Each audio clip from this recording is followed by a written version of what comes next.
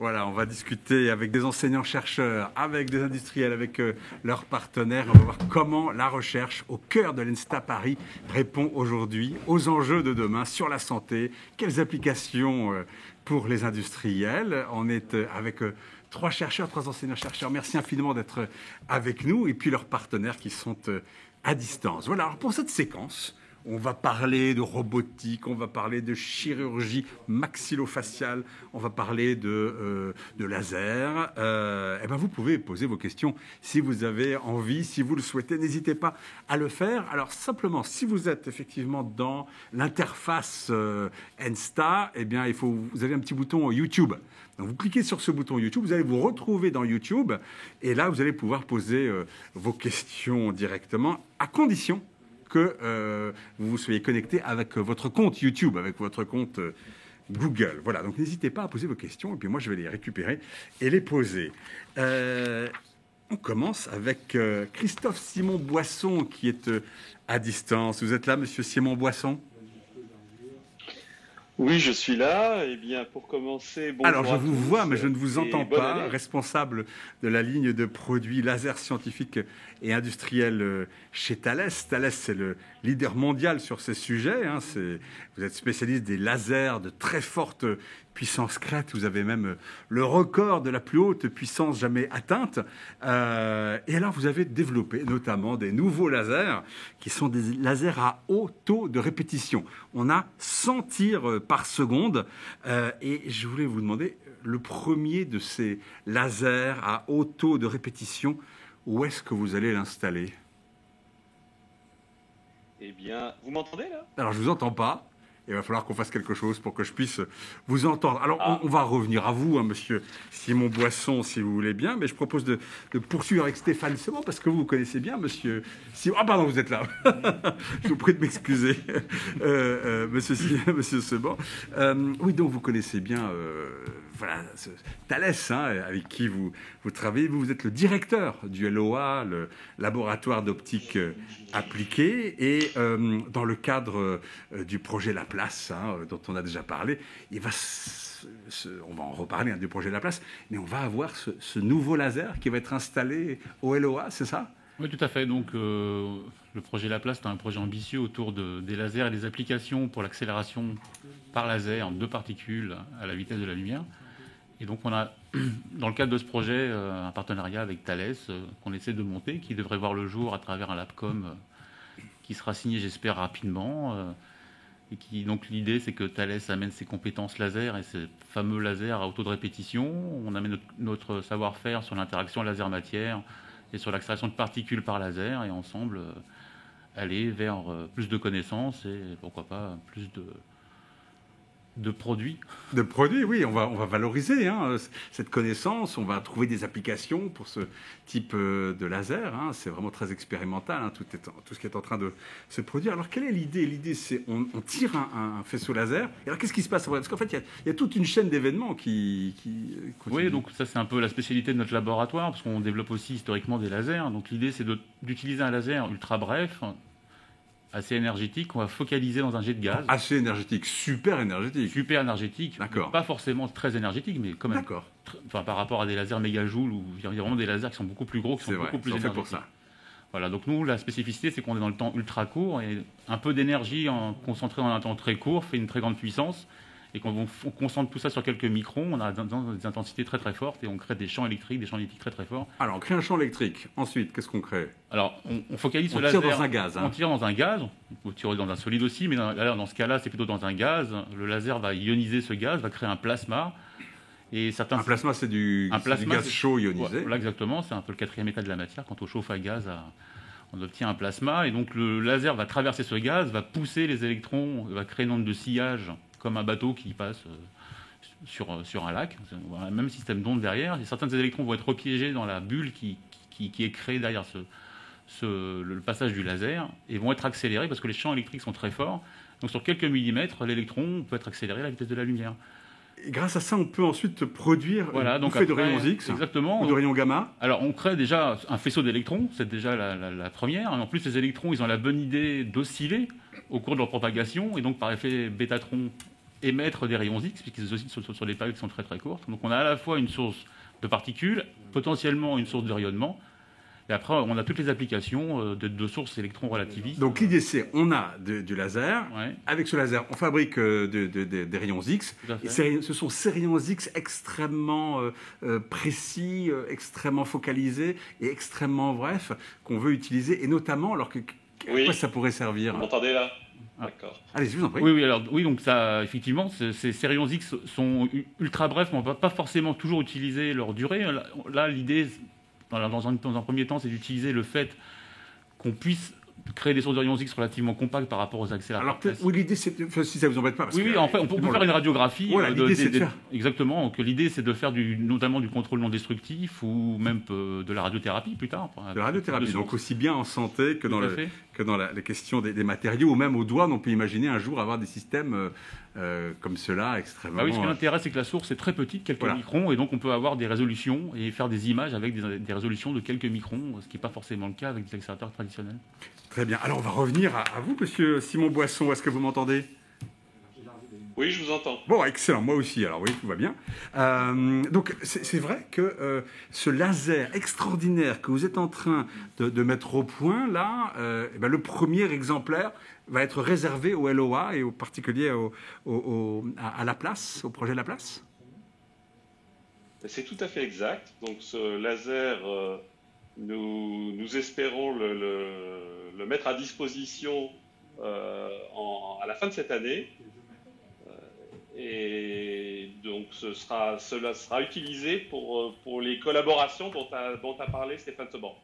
Donc, une espèce je ne sais pas si on peut l'appeler ça comme ça, mais une sorte de banc d'essai. Enfin voilà, c'est le premier de ce type, qui est vraiment installé dans un laboratoire. Et l'idée, c'est quoi? C'est de le tester, de le pousser à ses limites, de voir ce qu'il a sous le coffre, si je puis dire, et puis d'imaginer quelles applications on pourrait avoir avec un laser de ce type-là.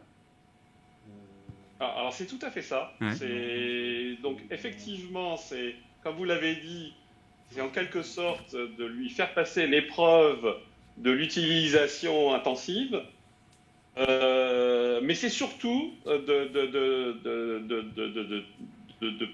l'utiliser pour des travaux de recherche qui permettront d'étendre largement le champ des applications. Excellent. Donc, l'idée, c'est, vous m'avez dit, avec ça, on va pouvoir définir les besoins de la prochaine génération de lasers. Donc, il y a un côté encore un peu expérimental, quoi. Oui, tout à fait. Mais c'est vraiment le but de ces travaux collaboratifs, c'est d'être en permanence dans un processus itératif. Donc, ce sont de développer des technologies de source laser qui vont être utilisées pour développer de nouvelles applications qui elles-mêmes permettront de préparer la génération des lasers d'après. Alors, le LOA, c'est un laboratoire ENSTA, CNRS et École Polytechnique, si je ne me trompe pas. Pourquoi est-ce que vous avez choisi le LOA? Vous auriez pu aller partout en France, partout dans le monde, mais c'est le LOA que vous avez choisi pour ce nouveau laser tout à fait unique. Alors, le LOA, c'est tout sauf un hasard. Pourquoi le LOA? Le LOA, parce que ils font partie des leaders mondiaux et surtout ils font partie des premiers à avoir déclenché un programme de recherche ambitieux dans ces domaines des lasers à impulsion brève et de leurs applications. Voilà, donc ça, ils connaissent ça, effectivement. D'ailleurs. Songez que le prix Nobel Gérard Mourou, il a passé plusieurs années au LOA, au début de sa carrière de chercheur, sur ces thématiques. Et il est revenu ensuite pour devenir le directeur de LOA. Exactement. Exactement. Et donc, il a contribué, ou en tout cas, c'est au LOA aussi qu'on a mis au point ce genre de laser, en partie. Tout à fait. Voilà, alors expliquez-moi, Stéphane Seban, un laboratoire commun, ça sert à quoi? Pourquoi est-ce qu'il faut créer cette espèce de ce laboratoire commun? C'est Laplace, hein, c'est ça, ce projet Laplace? Alors le projet Laplace, non, le projet Laplace, c'est l'enveloppe supérieure, c'est un projet CPER, donc c'est un projet pour l'instant qui est déposé contre le plan État-région, dont on attend une réponse incessamment sous peu. Mais une partie de ce projet Laplace, notamment la partie haute cadence, s'appuie sur ce laboratoire commun. Alors pourquoi un laboratoire commun? Parce que c'est une structure, bon, on aurait pu faire autrement, hein, forcément, voilà, mais c'est une structure un peu qui donne une visibilité, parce que c'est un laboratoire commun qui va au-delà du LOA, hein, ça implique d'autres laboratoires de l'école polytechnique. Ça donne une visibilité transverse à tout ça, et l'idée c'est de mettre ensemble du matériel et des compétences pour faire des choses qu'on ne pourrait pas faire indépendamment l'un de l'autre. Voilà. Alors vous, quel est votre intérêt finalement? C'est évidemment extraordinaire, mais concrètement, qu'est-ce que vous en attendez de ce laboratoire? Vous, LOA, vous, chercheurs Nous, on développe donc des sources de particules par laser, et donc si on veut aller vers les applications, on est contraint à utiliser des lasers à haute cadence et à haute énergie, parce que c'est logique, il faut le plus de particules par seconde, ou plus de rayons X par seconde. Et Thales développe ce type de laser, est en avance sur nous. On n'est pas équipé, on est plutôt équipé sur des lasers à haute énergie et pas forcément à haute cadence. Donc l'idée, c'est de s'allier avec un partenaire fiable qu'on connaît depuis longtemps, puisqu'on a des collaborations avec Thales qui datent de plusieurs années. Depuis longtemps. Voilà. Ok, donc, alors évidemment, ce laser, on ne peut pas le montrer parce qu'il n'existe pas encore. Hein, il est en train d'être construit, mais on a quand même une image, là, la première image qu'on pourrait peut-être montrer d'un laser au LOA. C'est une jolie image. Voilà, qu'est-ce que vous pouvez nous dire un mot de ce... donc ça, c'est une image du laser qu'on appelle salle jaune, parce qu'au LOA, chaque laser est dans une salle qui a un nom de couleur. Donc c'est le plus gros laser du laboratoire. C'est un laser qui développe 120 terawatts, donc très très grosse puissance. Alors ce que vous voyez, donc on voit essentiellement du vert, parce qu'en fait le laser, c'est un milieu ici, un cristal du titane saphir, donc un milieu solide qui est excité par un laser vert et qui émet dans l'infrarouge. Donc on ne voit pas l'infrarouge, on voit que les lasers verts qui excitent. Donc, en même temps, c'est joli pour la photo. Alors voilà, en tout cas, ça fait des belles images comme ça. J'espère qu'on aura bientôt une image de notre prochain laser. On va continuer avec vous, Adriana Tapus. Merci infiniment à vous, Monsieur Simon Boisson, pour avoir été avec nous, resté avec nous, hein, au cas où on aurait des questions. Tiens, je vais voir d'ailleurs si on a des questions qui sont arrivées pour vous, pas pour l'instant. Bon, alors écoutez, on continue comme ça. Adriana Tapus, vous êtes enseignant-chercheur à l'ENSTA, bien sûr, au laboratoire de robotique et systèmes autonomes. C'est environ 50 personnes, hein, ce laboratoire. Et vous êtes également la directrice de l'école doctorale de l'Institut Polytechnique de Paris. Et vous, votre sujet, c'est la robotique, mais pas n'importe quelle robotique, c'est la robotique sociale. Qu'est-ce que c'est que la robotique sociale? Donc, la robotique sociale, c'est a comme but donc, le développement donc, des robots autonomes qui possèdent une intelligence, mais on peut parler même d'une intelligence sociale qui va leur permettre donc d'interagir et de communiquer donc avec les humains qui se trouvent dans l'environnement et en même temps donc de les aider donc dans la vie de tous les jours, et tout cela en s'adaptant à leurs besoins et aussi donc à leur profil donc de tous les utilisateurs. Alors, on va pas mal parler de personnes âgées, parce que l'une des idées, il y en a d'autres, hein, mais l'une des idées, ce serait d'apporter auprès des personnes âgées des robots de ce type-là, des robots sociaux avec lesquels ils seraient capables d'entrer en communication, des robots qui les comprendraient, qui comprendraient ces personnes, qui s'adapteraient à ces personnes et qui pourraient les motiver, les stimuler, les aider dans leur grand âge.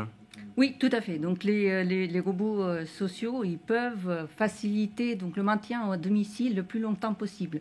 Donc pour les personnes qui souffrent ou non, donc des troubles cognitifs légers, donc ils peuvent faire cette tâche-là en leur par un soutien psychologique, émotionnel, mais aussi par une stimulation cognitive, en leur proposant des activités physiques qui sont personnalisées aux utilisateurs, mais aussi, par exemple, en leur donnant faire des rappels pour la prise de médicaments. Et aussi pour faire le lien avec leur famille via la visioconférence. Ah oui, d'accord. Donc, moi, personne âgée, j'ai ce petit petit robot qui arrive, qui commence à discuter avec moi, qui est capable de s'adapter à ma personnalité même, hein, à mes émotions, qui est capable d'essayer de me comprendre. Exactement. Donc, grâce aux différents capteurs qui sont sur le robot et dans l'environnement, donc on peut déjà le faire, hein, donc détecter les émotions, l'état émotionnel donc de l'utilisateur. Et en plus de cela, donc l'idée principale, c'est de s'adapter à l'utilisateur. On est tous différents. Et donc l'idée principale, c'est de faire une aide personnalisée aux utilisateurs. Donc c'est ça qui est très important. Ouais. Et on veut améliorer la qualité de vie de ces personnes âgées. Améliorer la qualité de vie des personnes âgées. Alors voilà, le robot en question, on le voit à l'écran. C'est Pepper, ça, non ? Non, pas du tout. Non, ça, c'est le robot Mecha. Ah, Mecha, ça s'appelle, d'accord. Bon, on vous voit avec. Hein, oui. Très bien. Donc, il est joli comme tout. Il a une apparence humaine. On va passer à l'image suivante. Et là, on voit que il a été présenté déjà. Oui, donc il a été. On l'a acheté il y a plusieurs années. D'accord. Donc, il fait partie de notre laboratoire et il y a plusieurs expérimentations qui sont menées sur ce robot. Oui. Alors, une expérimentation, justement, vous faites des simulations. Alors, ce robot, il est utilisé en vraie grandeur, auprès notamment d'enfants atteints par l'autisme, oui. Aussi éventuellement auprès de personnes âgées. Alors ça, c'est pas des images qu'on va montrer parce que voilà, c'est évidemment il y a un côté un peu privé, mais vous avez fait des simulations. Alors il y a un petit film qu'on peut montrer où on voit justement le robot. C'est le robot Pepper. Ah, ça c'est Pepper, oui. Et donc si on peut lancer le film, on voit que on voit une personne qui se tient un peu la tête, et donc le robot Pepper est capable de déterminer que la personne effectivement a des maux de tête. Et alors dans le petit film, je ne sais pas si on va le voir, mais à un moment donné, on voit que la personne qui tombe oui. et le robot. Donc le robot, il va détecter que la personne va tomber et donc il va lui dire donc tu es tombé. Est-ce que donc soit il va appeler, donc il va faire la prise de décision. Donc d'abord il va comprendre la scène, donc ce qui s'est passé, et après donc il s'agit de la prise de décision. Donc qu'est-ce qu'il va faire après? Donc soit appeler le médecin, soit appeler les pompiers, ou si tout ça se passe bien, si c'est une chute mais qui n'est pas problématique, donc ça va continuer, mais ça va marquer comme une chute dans l'historique et dans la mémoire du robot qui va pouvoir être communiqué après donc aux cadres médicaux. C'est ça, parce que le robot en plus se rappelle les événements oui. passés avec la personne, est capable de les lui rappeler, capable. Alors on a Aude Letty qui est au téléphone, qui est la déléguée générale de la fondation Corian. Corian, c'est le leader européen de l'accompagnement de la dépendance. Corian, c'est en Europe 300 EHPAD, 100 cliniques de soins de suite et de réadaptation, 30 cliniques psychiatriques en France, en Allemagne, en Italie, en Belgique, en Espagne. Ah bah voilà, on entend le film là qui d'un seul coup part. Bon, on va rester avec Madame Letty. Vous m'entendez, Madame Letty ? Oui, très bien, bonsoir. Excellent, bonsoir à vous. Et alors en 2017, donc cette entreprise Corian a créé une fondation qui s'appelle la Fondation Corian pour le bien vieillir, c'est bon. Et cette fondation a pour ambition de promouvoir la recherche appliquée notamment pour les maisons de retraite. Alors pourquoi est-ce que tout à coup, vous, Corian, qui avez des maisons de retraite, des cliniques, etc., vous vous mettez à financer la recherche ? Très bonne question. Parce que justement, il faut que l'on continue à innover dans notre accompagnement et notre approche des soins au quotidien. Donc c'est la raison pour laquelle on travaille en partenariat avec des universitaires, des équipes scientifiques et nos établissements et les professionnels de nos établissements pour mettre en place des véritables protocoles de recherche que l'on co-construit en lien avec nos collaborateurs, vraiment dans cette optique d'améliorer la qualité de l'accompagnement des soins dans nos établissements, l'accompagnement des personnes âgées, leur qualité de vie et la qualité de vie au travail de nos salariés. Alors je ne peux pas vous attendre, non, pardon, mais justement, là la robotique vous intéresse. Justement, vous financez des travaux concernant travaux de recherche autour de la robotique. Complètement.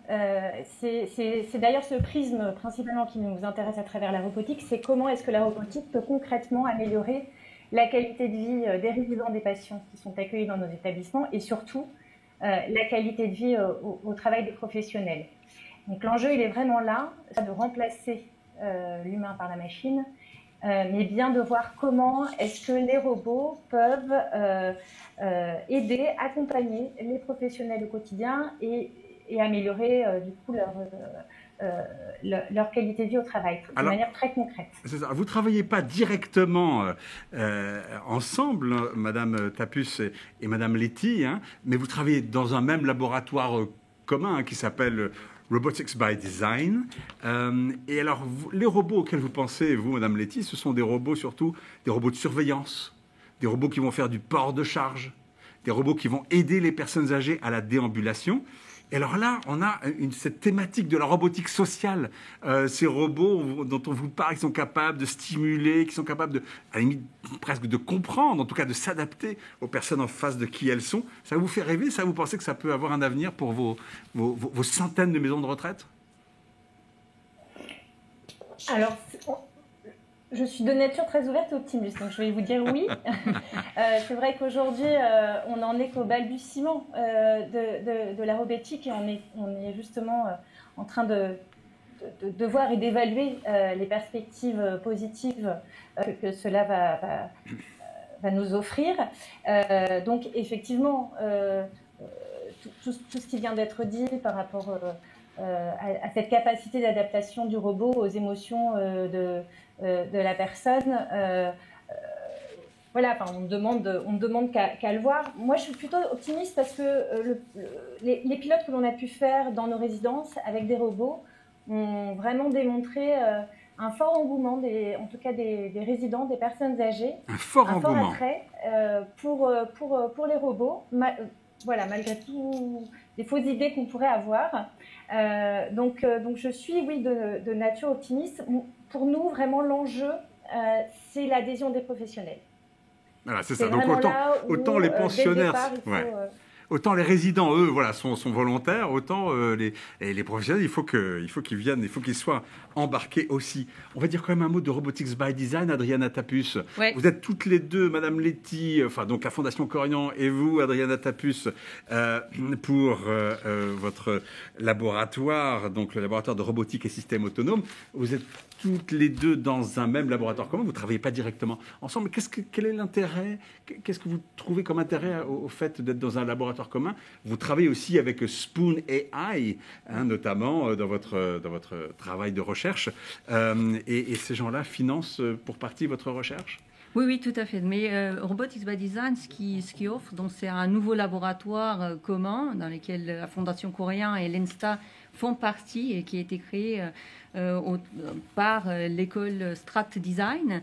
Mais l'idée principale, c'est que c'est un laboratoire pluridisciplinaire. Et donc ça, c'est très important parce que ça offre, en combinant les différents domaines comme le design, les sciences sociales, l'informatique et la robotique, ça offre vraiment un écosystème qui est propice aux différents nouveaux développements qui se focalisent plutôt sur la relation entre l'humain et les robots. Et c'est cela qui va nous permettre aussi donc de inventer une nouvelle peut-être écologie, on peut dire, du vivre ensemble.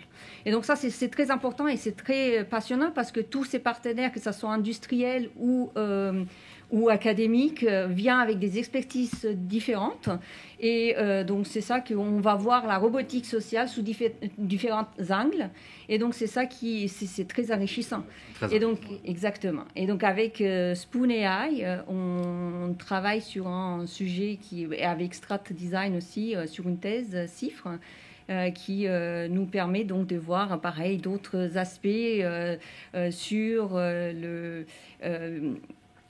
créatures intelligentes et sociales en même temps. Et voilà, donc, pour vous, c'est pas des automates que vous créez, c'est non, pas du tout. Des créatures intelligentes. Exactement. Des créatures, voilà, c'est ça, magnifique, c'est très belle expression. Merci beaucoup, Madame Letty, d'avoir été avec nous et on va continuer avec Jean Boisson. Donc vous êtes enseignant-chercheur, ici même, responsable scientifique du projet Vivodogma. Et l'idée, c'est de développer un dispositif médical pour la chirurgie maxillofaciale.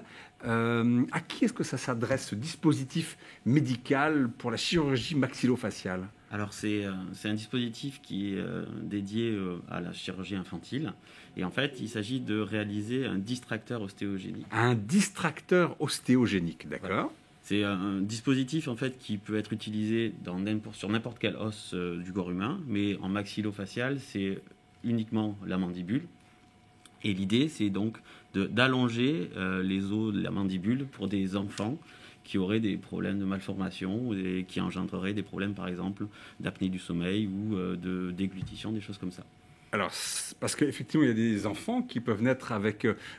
moi, j'ai vu des images, effectivement, c'est une sorte de menton qui est un petit peu... comme s'il n'était pas formé, quoi, d'une certaine manière. Et donc, on va allonger la mandibule. C'est ça. Et donc, c'est extrêmement important pour ce que vous disiez, apnée du sommeil, etc. Mais j'imagine même socialement. Je veux dire, effectivement, on a besoin tous d'avoir un aspect qui, socialement, permet l'échange, permet la communication et l'insertion dans une communauté. Complètement. C'est-à-dire que c'est autant de la reconstruction esthétique que de la reconstruction fonctionnelle, parce que ça permet d'échanges sociaux, même si les masques en ce moment peuvent cacher quelque chose. C'est vrai que ça aide. Ok, alors j'aimerais bien qu'on voit cet appareil. Alors regardez l'image qu'on a. Alors ça, c'est l'appareil tel qu'il existe aujourd'hui. Alors c'est pas votre appareil, hein. Vous avez amélioré justement ceci. Et ce qu'il faut comprendre, c'est donc qu'on voit la mâchoire qui est coupée en un endroit. Elle a été volontairement coupée. Et tous les jours, il faut que les parents tournent un petit peu cette tige pour écarter en tout d'1 millimètre par jour. Hein, c'est ça. C'est-à-dire que c'est un peu la méthode consiste donc à faire une ostéotomie, couper la mandibule, puis après, pour retrouver un os qui soit mécaniquement viable, la méthode qui a été déterminée par l'expérience, c'est d'agrandir, écarter ces 2 morceaux d'os d'1 millimètre par jour jusqu'à atteindre la distance nécessaire pour retrouver la fonction. Donc ça peut durer des semaines, ça peut durer des mois. Généralement, ça se bloque à 30 mm, ce qui est déjà bon. On fait plus de 3 on ne fait pas plus de 3 cm, c'est ça? C'est ça. Après, s'il faut plus, soit une autre extraction peut être faite, soit d'autres chirurgies. D'accord. Alors on va revoir l'image, parce que donc on voit très bien qu'il y a une tige qu'il va falloir tourner, et cette tige, qu'il faut comprendre, c'est qu'elle se situe à cet endroit-là, elle sort à cet endroit-là du menton, hein, et donc là c'est une entrée pour des bactéries, etc. Donc c'est problématique, c'est ça? Exactement, c'est-à-dire que cette tige transcutanée ou transmuqueuse, elle sort soit par la peau, ce qui fait des cicatrices, soit par la bouche, ce qui peut provoquer des problèmes d'occlusion. Et ce qu'il faut savoir, c'est que c'est la rotation de cette tige qui va permettre l'écartement des 2 plaques du distracteur et donc l'écartement d'1 millimètre. Et vous arrivez avec la solution qu'on va voir. Donc, c'est la deuxième partie de l'image, donc à droite. Alors, qu'est-ce que c'est? En fait, il s'agit d'utiliser le pouvoir de transmission mécanique des aimants néodymes pour justement transférer du couple à l'aimant interne, donc qui est connecté au distracteur, grâce à un aimant externe. Et donc, grâce à ça, on s'affranchit de cette tige qui est donc cause de complications, et on peut faire une activation de la distraction uniquement à distance. Et donc, il y a une partie interne, et puis j'approche mon gros aimant et je suis capable, en tournant l'aimant, mais il y a quand même un contact des 2 aimants avec la peau. Comment ça se passe? Non. C'est à distance. C'est à distance. C'est incroyable, ça. On reste entre 5 et 10 mm de distance, et on a fait nos calculs et nos mesures et nos expériences, et on a démontré qu'on arrivait à activer la distraction osseuse avec des aimants rigoureusement bien choisis, avec des alliages aussi particuliers. Et donc, on arrive, pour l'instant, en attendant les essais cliniques qu'on espère bientôt, à montrer ça sur les sujets anatomiques. Essais cliniques, c'est-à-dire les essais sur l'homme et la femme. Hein. Voilà, exactement. Alors, on a Xavier Apolinarski qui est avec nous, qui est votre partenaire. Bonjour, monsieur. Vous êtes le président de la SAT Paris-Saclay. Une SAT, c'est une société d'accélération du transfert de technologie. Votre mission, c'est finalement d'aider les laboratoires de recherche à faire maturer leurs techno pour qu'elles puissent être appliquées et utilisées en application. Votre terrain de jeu, si je puis dire, vous, pour la SAT Paris-Saclay, ce sont les 320 laboratoires du plateau de Saclay. Qu'est-ce que vous avez apporté dans cette aventure, vous, SAT Paris-Saclay? Quel est votre rôle? Bonsoir à tous. Qu'est-ce qu'on a apporté? Écoutez, je pense que Jean serait peut-être plus à même de répondre de manière objective à ce qu'on a apporté au projet. Je pense que la première chose, c'est une démarche quelque part pour passer d'un prototype qui était un prototype de laboratoire, parfois même c'est une idée, à un prototype qui fasse la démonstration vis-à-vis du marché de la performance et qui va permettre à cette technologie que Jean et toute l'équipe projet vont développer d'être transférée à un industriel. Donc vous apportez du savoir-faire, vous apportez aussi des ressources humaines qui sont là avec vous, et Monsieur Boisson, et puis vous avez apporté aussi un peu de financement quand même.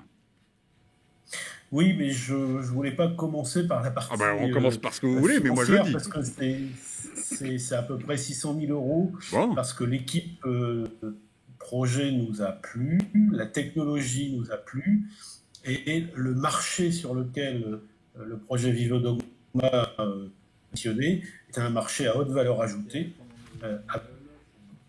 fort, et donc on a apporté des moyens humains pour en gros faire passer, on appelle ça des TRL, des niveaux de maturité au projet, afin qu'il puisse transférer à un industriel.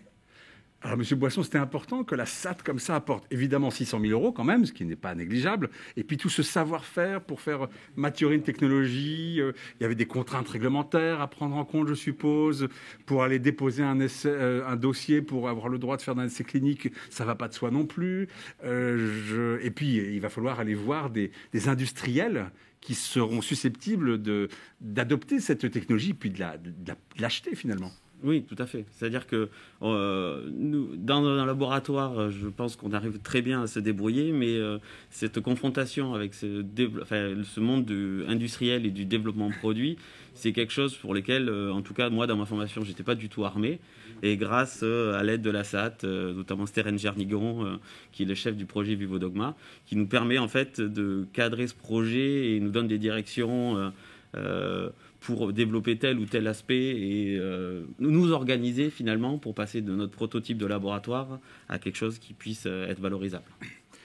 Alors, M. Apolinarski, donc vous avez cru à cette technologie, vous avez cru à l'équipe aussi. C'était très important de voir avec qui on travaille.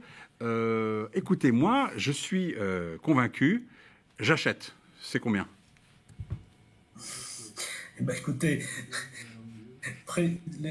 pendant beaucoup d'années, on a vendu des technologies issues des laboratoires de recherche en fonction de ce que ça avait coûté.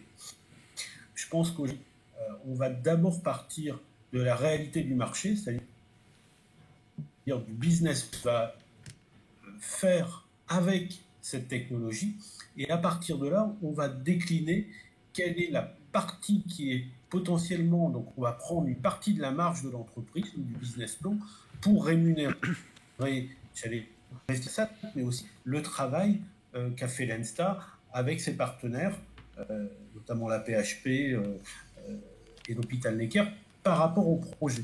Donc on ne développe pas finalement un coût a priori, on part des éléments du marché pour venir décliner une rentabilité. D'accord, ça j'ai très bien compris. En fait, quand je vous ai posé la question et quand on s'est parlé, vous m'avez dit, je vous ai demandé combien vous me la vendez, et vous m'avez dit, ça dépend, qu'est-ce que vous voulez en faire ? Voilà, je crois que tout est dit, effectivement. Qu'est-ce que je veux en faire, quoi ? Quel est mon marché ? Et c'est en fonction de ça que vous allez fixer un prix. Bon, écoutez, je vous souhaite le meilleur, Monsieur Boisson, Monsieur Apolinarski. J'espère que tout cela va fonctionner. Et puis, dans quelques années, effectivement, on pourra venir en aide à ces personnes, à ces enfants qui ont des malformations de la mandibule. Et puis, voilà, on aura ce système qui sera beaucoup moins invasif, avec beaucoup moins de problèmes avec cette entrée, finalement, de germes. Merci infiniment à tous les trois. Merci à tous les 6. À vous aussi qui étiez les partenaires à distance. Merci infiniment. Et puis, on va aller vers notre dernière séquence, la remise des distinctions, avec notamment la remise des médailles d'honneur.